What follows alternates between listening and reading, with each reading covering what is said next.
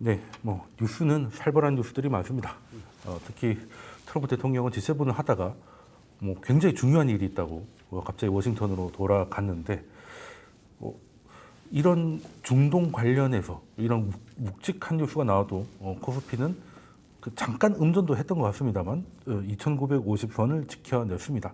뭐 코스닥도 호르무즈 잠깐 뭐 얘기가 돌 때 한 1% 넘게 좀 빠지다가 뭐 결국에는 있을 수 있는 조정에서 다 마무리된 것 같습니다. 확실히 올해 국장의 모습이 좀 달라진 것 같은데 두 분의 평가가 어떤지 궁금합니다. 일단 윤석천 평론가님께서 최근 코스피의 그 반응과 앞으로 전망 대략적으로 어떻게 보십니까?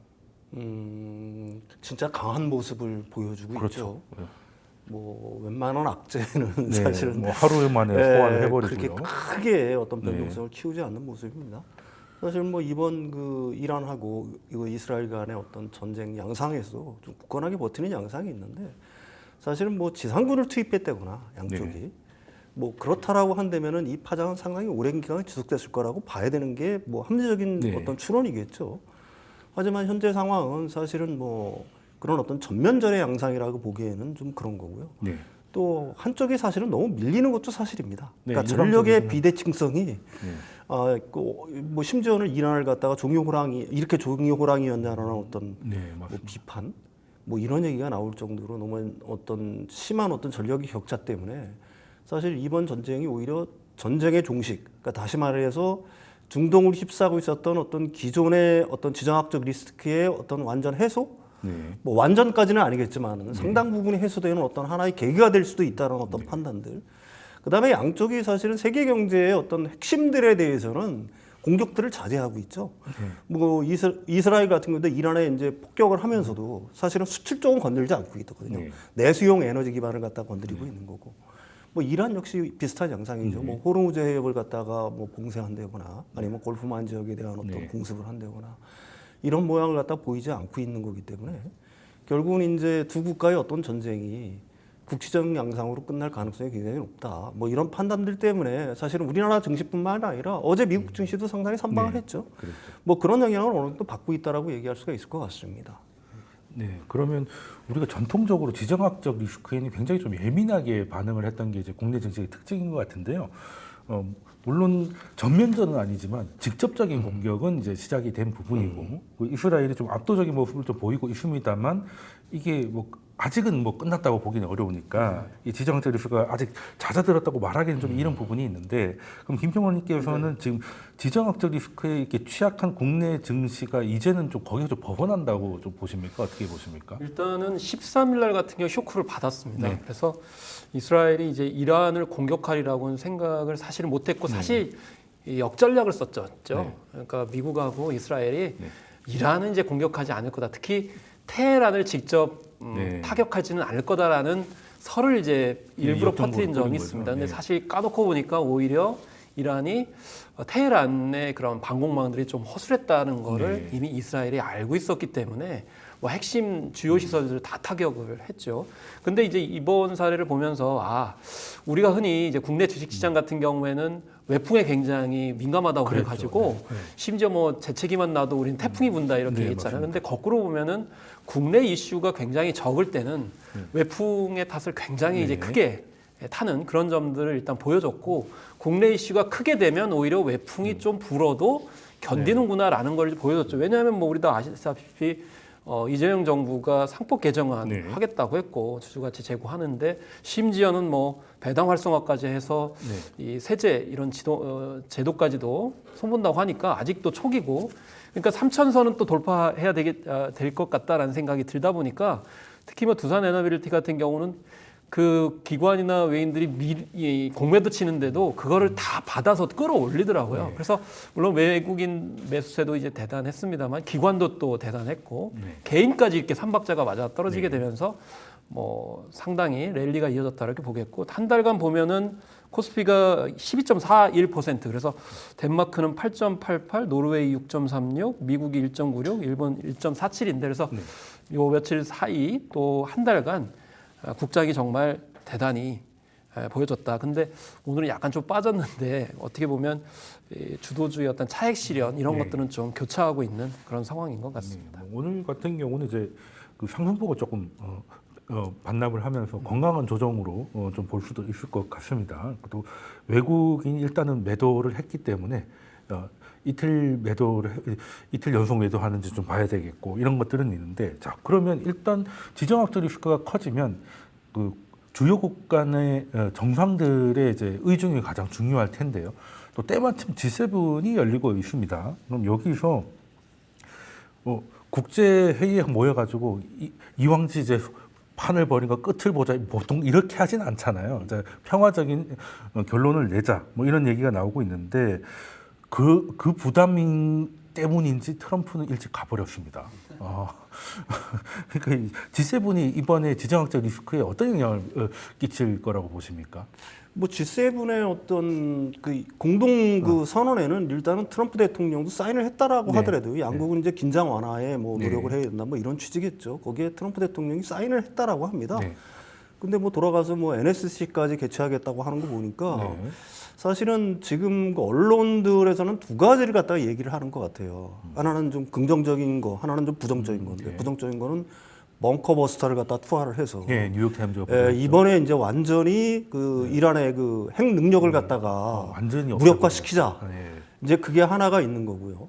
두 번째로는 이란과 이스라엘의 어떤 협상, 이걸 협상 가능성. 그다음에 뭐 이란 측에서 사실은 주변국을 통해서 가령 뭐 사우디라든지 네. 뭐 오마 이런 쪽을 통해서 이제는 좀 그 어떻게 보게 되면 협상을 하자. 우리가 이제 핵 협상에서 많은 걸 갖다 양보할 수 있다 이러면서 이제 그런 제안을 했다라고 합니다.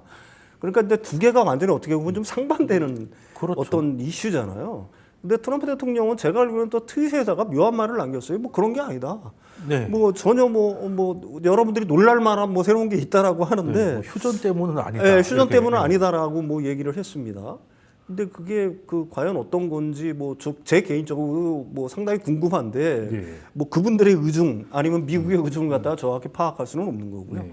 근데 다만 이제 제가 알기로는 벙커버스터를 투하하고 이러는 것들 같은 경우는 공화당 내 의원들 같은 경우에도 상당히 반대들이 많아요. 예, 일단 부담이 있겠죠. 예, 결국은 이제 그 트럼프 대통령이 자신이 공언했던 미국의 직접 어떤 참전, 네. 그러니까 미국이 직접 개입하는 거죠. 이건 미국의 전쟁이 된다는 그렇죠. 얘기입니다. 일단 그 상황이 된다라고 하게 되면. 그 다음에 그걸로 해가지고 제가 생각하기에는 뭐 지금 그 이란을 갖다가 그 단기적으로는 굴복시킬 수 있을지 모르지만은 과연 장기적으로 이란이 거기에 승복을 할까? 뭐 이런 문제들도 그 고려를 해보게 된다라고 하게 되면은 글쎄 뭐 어떤 의도에서 빨리 귀국했는지는 모르겠는데 제가 생각하기에는 그 G7들이 이제 뭐 미국의 관세 정책에 대해서 굉장히 부담스러운 언급들. 네. 뭐 그다음에 이제 그 미국의 어떤 이란과 이스라엘 간의 전쟁에서 지금 뭐 사실은 미국이 개입했다는 설이 상당히 높은 게 사실이잖아요. 어느 정도는 뭐 있겠죠. 그런 쪽에서 뭐 듣기 싫은 소리를 듣기 싫어서 만찬장에서 그냥 일찍 나온 거 아닌가라는 생각도 한편으로는 들기는 하는데 뭐 그 의중은 좀 지나봐야 알겠죠. 예. 예. 저도 그 말에 대해서 좀 동의를 하는데요. 네. 저는 뭐 이스라엘, 이란 사안보다는 G7 각국 수장들이 지금 관세에 더 관심이 많기 때문에 네. 사실 뭐 트럼프 입장에서 봤을 때는 1대1로 뭐 대화를 하게 되면 훨씬 더 이제 통제력을 발휘할 수 있지만 와, 이 여러 명을 한꺼번에 한다는 거는 상당히 또 어려울 수가 있겠고 부담스러울 수 특히 또 있겠네요. 조율이 다 안 됐을 가능성이 이제 전 높다 이렇게 생각을 하거든요. 그래서 네. 일본 뭐 유럽연합, 캐나다, 멕시코가 이제 다 기다리고 있는 그런 상황인데 지금 사실 뭐 각자 상황이 다 다르잖아요. 네. 뭐 영국은 어느 정도 뭐 조율이 네, 됐잖아요. 거의 끝난 10% 정도로 상태고. 이렇게 하는 상황이지만 캐나다는 또 아직 진전이 별로 없는 것으로 이렇게 이제 이야기가 되고 있는데 그리고 이제 뭐 일본 같은 경우에도 23% 상원 관세에 관련돼 가지고 여러 가지 이제 요구를 했습니다만 아직 진전이 없는 그런 네. 상황이고 EU 같은 경우도 마찬가지로 지금 입장차가 굉장히 큰 것으로 알려지고 있는 그런 상황이죠.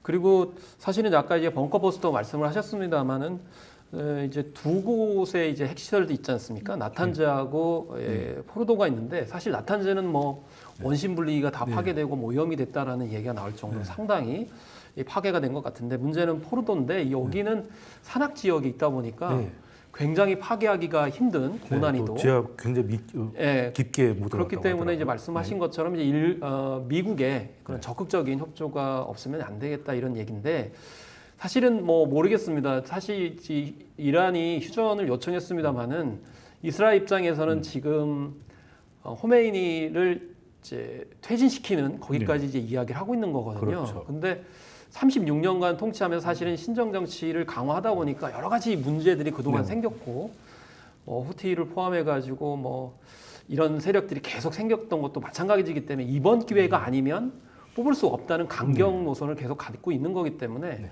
그런 부분에 있어서 좀 그 트럼프 대통령은 이란의 휴전을 자기에게 유리한 협상으로 이제 활용하려고 아마 할 거고 그리고 이스라엘과 좀 조율이 좀 필요할 것 같아요. 이 뭐 포르도라고 하는 이제 핵시설도 마찬가지고 그런 것에다가 이제 G7과의 좀 약간의 그 관세 협정 등이 좀 정리가 안 되다 보니까 좀 일찍 한 게 아닌가 핑계를 대고 이렇게 생각을 해봅니다.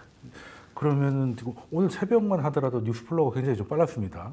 일단 이란에서 미국이 개입을 하지 않으면 휴전을 할 수 있고 또 핵 협상에서도 굉장히 유연할 수 있다는 보도가 있었고 그러고 나서 이제 트럼프 대통령이 이제 돌아가겠다라고 한 건데 이게 휴전이 아니라고 했는데 이게 그러면 만약에 정말 이스라엘 요청대로 포로들을 공격하는데 미국이 지원을 한다면 이건 휴전이 아니라 종전이 되는 걸 수도 있잖아요. 그리고 네타냐후 총리도 그 얘기는 했습니다. 이번에 그냥 공격으로 끝나는 게 아니라 이제 이란의 정권을 바꾸는 것도 이제 생각을 하고 있다라고 보고 있는데 자 그럼 하루 이틀 지나면 또 진짜 휴전인지 종전인지가 이제 결론이 날 것 같은데 자 그럼 우리 입장으로 돌아와 보면 지금 우리나라가 이제 이재명 정부가 들어서서 어떻게 보면 사실 뭐 그렇게 준비할 시간이 많지는 않았습니다. 근데 G7이라는 이제 큰 판이 벌어져서 외교 시험대에 오르게 됐는데요. 특히 뭐 미국 같은 경우는 그냥 결과적으로는 이제 상견례를 이제 못하게 된 것 같고 그 외의 국가들하고도 지금은 딱히 뭐 나오고 있는 게 현재 호주 총리 정도가 이제 만남이 있었고 남아공 대통령 정도 만남이 있었던 걸로 같은데 그럼 여기서 가장 중요한 미국이 빠져서 약간 김이 생 건 있겠지만 여기서 그래도 외교적 성과를 좀 가지고 오려면 우리가 어떤 전략으로 그 관세 입장에서는 우리도 우군들이 많을 것 같은데 어디랑 이렇게 전략이 가능할지. 일단 일본하고 정상회담 일정은 잡힌 줄 제가 알고 있어요. 그러니까 일본하고 우리하고는 관세 문제에 대해서는 공이 어떻게 보게 되면은 같은 입장에 처해 있다라고 얘기할 수가 있는 거죠. 그래서 사실 일본 측에서는 제가 알고 있기로는 우리나라하고 공동 보조를 맞춰야 된다라는 얘기들이 있는 줄 알고 있어요. 관세 문제에 대해서는. 그래서 사실은 그렇게 해야지만 사실은 미국과의 대화가 어느 정도 가능한 거니까 사실 개별 국가 입장으로서는 미국 측과의 협상에서 반드시 우월하다라고 얘기할 수는 없잖아요. 그렇죠. 그렇지만 같은 입장을 갖고 있는 국가들이 서로가 연대를 하게 된다라고 하게 되면 어느 정도 힘을 받는 건 사실인 거니까 특히 이제 일본하고 우리나라 같은 경우는 거의 비슷한 품목들에 대해서 어떤 공동의 이익, 자동차도 마찬가지고요, 철강도 마찬가지고. 그런 면에서는 뭐 서로 비슷한 입장이다 보니까 이번에 이제 일본과의 어떤 정상회담을 통해서 그런 어떤 그 공동 입장 뭐 이런 것들이 일정 부분 이제 표명될 수 있다라고 하면은 그거는 나름대로 그 이번 순방의 가장 큰 성과가 아닐까 이렇게 생각을 합니다. 그 원래는 한미일 정상회담 이런 게 좀 많이 됐었는데 미국하고 일본은 이제 30분간 이제 회담이 있었고 우리는 이제 미국하고는 이제 하지 못한 상황이 된 게 지금 외교적으로는 조금 우리가 좀 불리한 측면이 좀 있는 건 사실인 것 같습니다. 근데 이게 뭐 당장의 시장에 영향을 주는 건 아니겠지만 우리나라의 지금 외국인들이 이제 상법 개정이나 밸류업 기대감으로 이제 들어오고 있는데 이 관세라는 불확실성이 해결되지 않으면 외국인 입장에서 뭔가 한국 주식을 사는데 좀 더 지켜봐야 되지 않을까 하는 그런 점으로 작용할 수 있을 것 같다는 우려감 때문인데 그럼 김평원님께서는 지금 뭐 환율도 지금 계속 내려가고 있고 상황은 좋습니다. 근데 이 외교적인 문제나 관세의 협상이 지금 트럼프는 따로 하는 게 아니라 그냥 통보할 테니까 받을지 안 받을지 뭐 이런 식으로 얘기를 하더라고요. 이런 것들이 지금 분위기 좋은 코스피에 좀 영향을 끼칠 수 있다고 보십니까? 사실 저는 별 타격이 없을 거라고 일단 보고요. 왜냐하면 이 갑자기 나온 이야기가 아니고 이미 이제 꽤 된 얘기인데다가 관세는 뭐 주요국들이 다 해당이 됐나 보니까 한국에만 뭐 특별하게 적용되는 것은 아니라고 네. 이제 일단 볼 수가 있겠고 다 뭐 고민하고 또 있는 부분이고 그 다음에 이제 트럼프 대통령이 좀 요즘에 놀림을 많이 받았잖아요. 네, 뭐 타코 큰 소리 이야기 뻥뻥 치고 네. 뒤에서 뭐 슬그머니 이제 봐주고 이런 측면이 있기 때문에 그런 부분들이 상당히 지금 어느 정도 시장에서 이제 작용을 하고 있다, 공유되고 있다 이런 점에 보고 그 다음에 한국에 들어오는 거는 결과적으로는 뭐 두 가지 관점이겠죠. 첫 번째는 이재명 정부의 어떤 기조 이런 것들이 흔들리고 있느냐? 흔들리고 있지 않다라는 거고 이미 네, 뭐 이제 확실하게 시작을 했으니까. 심지어는 뭐 5,000포인트까지 얘기를 하고 있기 때문에 네. 3,000포인트가 문제가 아니라는 거고요. 네. 그리고 우리에게 이제 주도주라고 할 수 있는 이제 방산이라든지 네. 또 조선과 같은 그런 업종에서 지금 강세를 이제 보여주고 있는 거거든요. 그렇기 때문에 그 뭐 물론 이제 반도체는 지금 현재 좀 이제 만족스럽지 않은 그런 상황인데 이런 이제 종목에 따라 가지고 산업에 따라서 약간 편차가 있을 수밖에 없는 거고 또 자동차나 철강 쪽도 약세인 건 이제 분명하다. 그럼 네. 결국에는 우리에게 강세인 쪽으로의 초점을 이제 맞추고 대응하는 것이 이제 투자자 입장에서는 이제 바람직하겠죠. 예, 뭐 반도체는 또 반도체만의 또 문제가 좀 있는 것도 사실인 것 같고, 그리고 사실 최근에 이런 그 미국하고의 호흡이 좀 잘 안 되는 문제에 있어서 걱정되는 건 이제 철강 자동차, US 스텔이 일본으로 넘어갔기 때문에 우리 입장에서 굉장히 좀 불리한 부분이 있는 것 같은데, 그래도 이번 그 지정학적 리스크로 뭐 방산주는 굉장히 강한 모습을 보이고 있습니다. 자, 그러면 이 방산주에 대해서 관심이 많으실 것 같은데 앞으로 방산주는 뭐 이것 때문이 아니라도 계속 갈 수 있는 성장 섹터로 보이는데 평론가님께 어떻게 보십니까? 뭐 지정학적 리스크가 계속해서 폭발을 하고 있잖아요. 네. 또 유럽연합 자체적으로 방위비를 갖다가 천문학적인 방위비를 네. 쓴다고 한 거고요. 특히 이번에 이란 이스라엘 간의 어떤 전쟁으로 인해 가지고 이스라엘하고 우리하고 무기 체계에서 좀 경쟁하는 측면들이 조금 있어요. 네. 가령 뭐 미사일이라든지 그렇죠. 뭐 전차라든지 뭐 몇 개 가지가 있잖아요. 자주포라든지. 네. 근데 만약에 이번 전쟁이 끝난다고 하면 이스라엘이 수출할 능력이 될까요? 일단 무기를 다시 쟁여놔야 될 거란 말이에요. 네, 뭐 앞으로 재고로 얘기해서 쌓아야죠. 자기 그 무기고 채우기에도 급급할 거란 얘기입니다. 그렇다면 한국 그 무기들을 갖다가 더 많은 수요들이 있을 거라는 건 뭐 충분한 얘기가 될 거고요. 네. 특히 이번에 어떤 그 이스라엘과 이란의 어떤 그 전쟁으로 인해서 뭐 주변 이슬람 국가들이 무슨 뭐 시아파 수니파로 나뉘긴 하지만 사실 중동이라든지 아니면은 북아프리카 일부 이슬람 국가들 같은 경우에 이스라엘 무기를 쓰려고 한 경향들은 점점점 사실 그게 쉽지 좀 않겠죠. 쉽지는 않을 네. 거예요.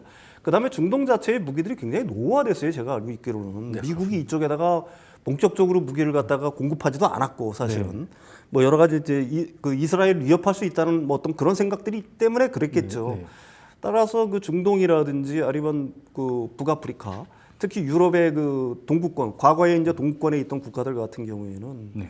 사실은 한국의 무기에 대한 어떤 수요들 이런 것들은 앞으로도 점증할 수밖에 없다. 그리고 그거에 대한 어떤 경쟁 상대가 사실은 뭐 이스라엘의 방산 강국이잖아요. 근데 이번 전쟁으로 인해 가지고 앞으로 향후 적어도 몇 년 동안은 자신의 무기고를 채우기에도 급급할 수밖에 없다. 그런 면에서는 뭐 한국 방산업체에서는 좋은 어떤 기회를 얻었다 그런 거 이렇게 얘기할 수가 같습니다. 있을 것 같아요. 터키였나요? 터키가 이제 그 이스라엘 미사일을 수입을 하려다가 네네. 이란에 공격한 게 비인도적이다라고 해서 이제 그걸 취소를 했는데 그러면 대체할 게 이제 한국밖에 없다. 뭐 이런 뉴스들도 있는 거 보니까 뭐 주가도 그 전망을 그대로 반영하는 것 같습니다. 뭐 에어로스페이스 같은 경우는 이제 황제주가 이제 눈앞이고요.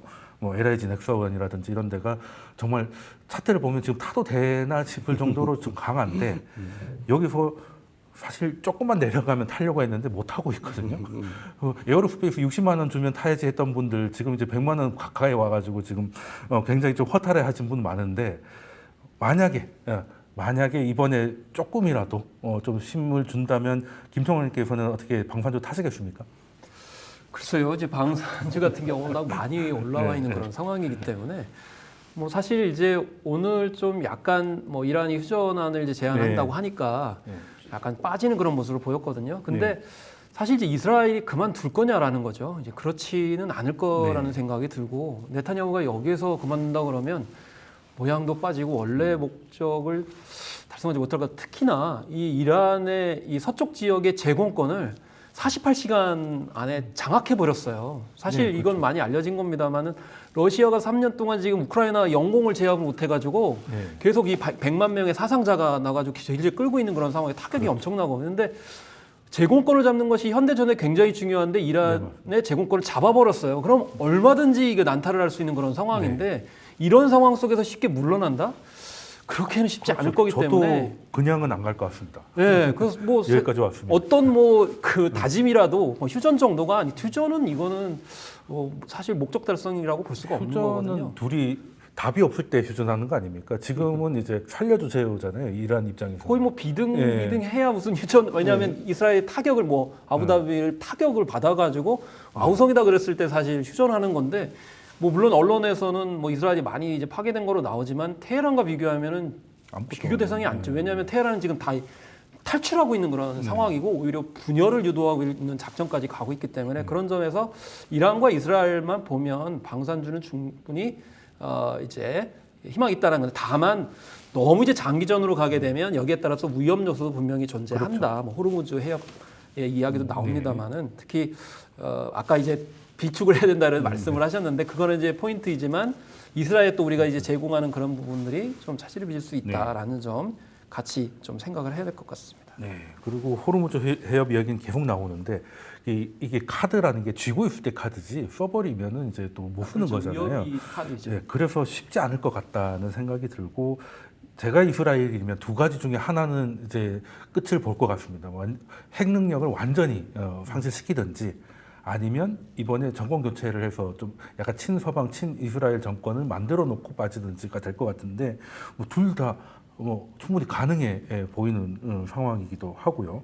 그리고 우리 방산주는 뭐 이스라엘뿐만이 아니라 유럽 시장이 이제 굉장히 큰데 이번에 한번 질문 드리고 싶은 게 이제 G7은 뭐 이제 그냥 별거 없다고 치더라도 지금 국방비를 늘릴 수 있는 가장 큰 시장이 이제 유럽입니다. 그럼 거기 이제 나토 회의를 이제 간이 많이 얘기가 많은 것 같아요. 지금 대통령실에서도 가야 된다는 쪽하고 가면 안 된다는 쪽이 좀 대립을 하고 있는 모습인 것 같은데 이거 나토에 가서 우리가 좀 세일즈를 좀 해야 되는 거 아닙니까? 어떻게 보십니까? 홀란드 이런 데좀 팔아야 될 것 같은데. 그 대통령께서 그 올바른 판단을 하실 거라고 봐요. 실용주의를 갖다가 계속해서 외치고 있는 거고요. 사실 뭐 나토에 간다는 것 자체가 물론 상징적인 의미는 사실은 있습니다. 친서방으로 너무 기운다는 경도된다는 뭐 그런 어떤 모습으로 외부에 비춰질 수도 있는 거고. 하지만 지금 우리가 유럽 연합이랑 하고 있는 게 굉장히 많아요. 그러니까요. 사실 나토의 어떤 상징적 의미보다는 지금 뭐 폴란드, 체코 뭐 등등 해가지고 원전 사업하죠. 방산 계속해서 공급하죠. 앞으로도 그 유럽 연합 내에 원자력 발전소 우리가 얼마나 이제 뭐 침투를 할 수 있을지 모르지만 그다음에 이제 방산 수요. 사실 방산 수요 같은 경우는 폭발할 가능성이 굉장히 높거든요. 지금 뭐 엄청나게 그 방위비를 갖다가 증액을 해야 되는 상황이기 때문에 사실 유럽 영내에서 그걸 갖다가 다 공급할 수가 없는 상황이에요. 왜 그러냐면 이제 너무 그 평화가 오랫동안 지속됐기 때문에 가령 뭐 그 유럽 연합 내에서 방산의 강대국이라고 하게 되면 프랑스나 독일 정도가 될 텐데 특히 독일 같은 경우에는 많이 지금 그 뭐라고 할까요? 밸류 체인이라든지 공급 능력, 주문하면 언제 나올지 모르죠. 양산 능력 자체가 많이 훼손된 상태고요. 프랑스 역시 뭐 비슷한 상황입니다.